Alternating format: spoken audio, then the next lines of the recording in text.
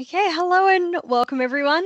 Thank you for kind of tuning in to our bit of a talk on how to get ready for the under 16 social media ban. I'm Hannah. I'm from Kids Helpline at school, but I'm also a Kids Helpline counselor, and we're also have Kim here today. Hi, Hannah. Thanks for having me. My name is Kim Harper. I'm the manager of Parentline, Queensland and Northern Territory. So we're going to jump in and share a little bit about starting off young people and social media, because something that I often hear from a lot of people is, and especially from a lot of young people, is that social media is in some ways a lifeline for them. And it's this incredibly important thing that I know from a lot of the young people I've talked to, it's something that they're not looking forward to being impacted by the ban or delay. One thing that we definitely hear is for a lot of young people, it's a space of feeling connected, feeling that entertainment or amusement, and a place to get support. But one thing that we know is that there's a lot of reasons why young people do it, and there's a lot of mixed feelings when it comes to the social media ban or delay. But let's start off with really getting an understanding of why is social media something that's important to not only people, but particularly young people. Here's some of the ideas that we definitely hear from young people on how does tech and social media make life better. But Kim, in the Parentline space, what are some of the things that you hear from parents and from young people?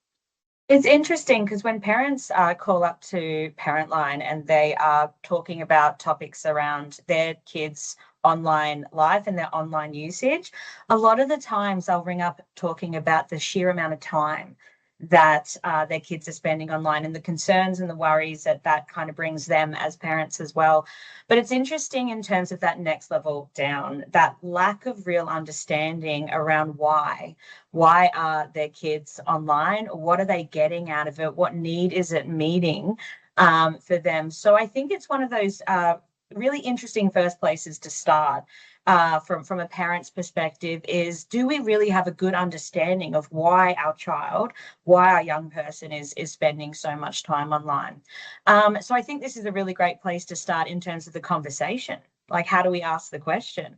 How do we be really curious about our own child and sitting down and kind of being like, well, tell me, what about this domain? What need is this meeting? Is it about connecting to other young people who you identify really closely with? Is it about feeling connected? Is it a really creative space as well? And really kind of getting out of that mindset that it's purely around kind of the length of time that kids would be spending online. Exactly.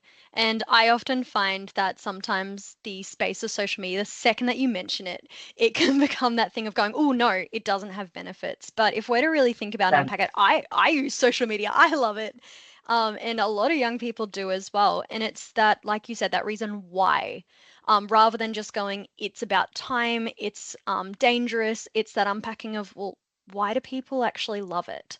yeah. And why do young people love it, and why for them is it feeling like a huge loss? Because that's, I know a lot of the things that we hear, they're going, I'm losing all of this, which we're Absolutely. actually going to explore today, that there's actually a lot of this that young people can keep in other online spaces that aren't impacted by the delay. um, Absolutely. so let's go into, I guess, why the delay, because I think there's a really important level to gain some understanding here.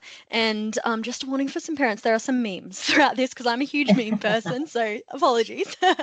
But why is the delay happening? And regardless of people's, I guess, opinions and stance on it, it is happening with the whole idea of it's there to protect young people. It's about safety. No one wants young people going online and having a really horrible experience and being exposed to online dangers, online risks, harmful content. That idea of being exposed to features that are addictive, being exposed to features that are literally designed to make young people want to stay online, that reduced sleep, the reduced attention span, the impact on schools, the impacts on stress levels. There's a lot of risks in the online space.